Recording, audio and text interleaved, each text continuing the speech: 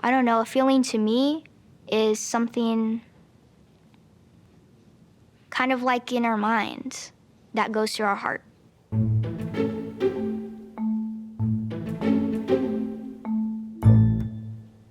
Hello, middle school students, AKA the future of America. My name is Hari Kundabolu. I'm a comedian, an actor, and unfortunately at times a human being who feels all kinds of emotions that I constantly need to work through.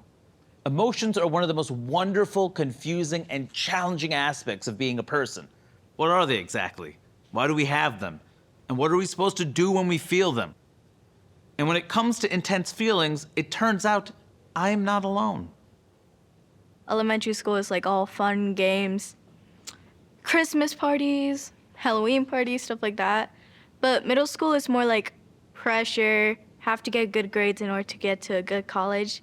It's really just like a lot of pressure now, and more emotions, definitely mad, anger, sadness sometimes. The worst feeling that I've felt actually is in school when you're trying not to cry. Sometimes I cry when when I don't understand something. So that gives you an idea of how sensitive I am. I feel all the emotions. There's some happiness. Anxious, shame. How do you explain overwhelm? Feeling that I have the most is sadness. Behind that sadness, then there's more sadness, pushing that even more from all these other things that are coming back from the past. I'm super upset because we actually did a funeral of my grandma. It's like really upset. It's like really sad.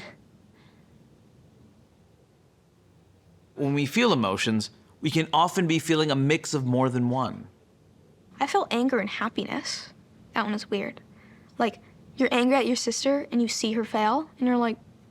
There's times where I can feel like happy and excited for most things, but then inside I'm like nervous. It was so many mix of emotions, I couldn't express it. I'm in like clubs, like some clubs at my school, so like I get nervous because I'm like one of the leaders sort of, so I get nervous on how to be in charge, but I'm excited because I am in charge. I felt angry and guilty at myself because I'm like, why did you lose that watch? It was on you the whole time.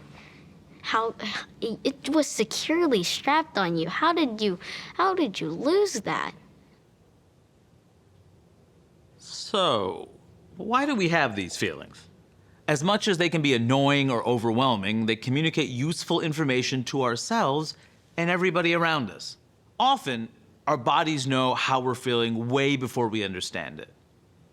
When I'm angry, I'm like vigorously doing these hand motions. I feel it in my chest and my brain. My brain was just, every time that would happen, my brain would just go in a whirlwind. My heart and my chest starts like cramping up. Like ba-bum, ba-bum, ba-bum. When the teacher calls on me, it kind of like my heart stops and then it goes down all the way down to my legs. These physical sensations can be a lot.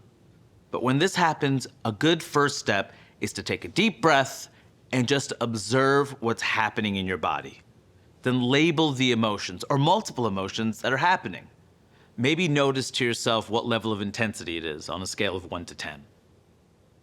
Think I'm fairly good at understanding my emotions. When I'm crying for no reason, that's a big telltale. I did write down that sometimes I don't like being called on without raising my hand. But writing it down gets it out of you. You've already emptied it and you're just sharing it with somebody. So that definitely helped me out. If you just talk to someone, it just like makes it feel like an empty canvas. When I was younger, like 5th and 6th grade, I hated myself like a lot. Like just looking at myself in the mirror, I had a lot of acne then as well. I was overweight, I was short. I just didn't like my appearance at all. I just didn't want to like meet up with my friends or talk to people or like girls or anything because I don't know, I just didn't like how I looked. I always wore like baggy clothes and things, and I still kind of do now, but I'm better about it. After you label your emotion, you might still be feeling it. But by labeling it for yourself, you can help understand what might be going on. And then you can explain your emotion to other people and then have even deeper relationships with them. Ideally, the goal is to have a life where you feel a broad range of emotions, understand what they are, how they're affecting you, and learn how to deal with them.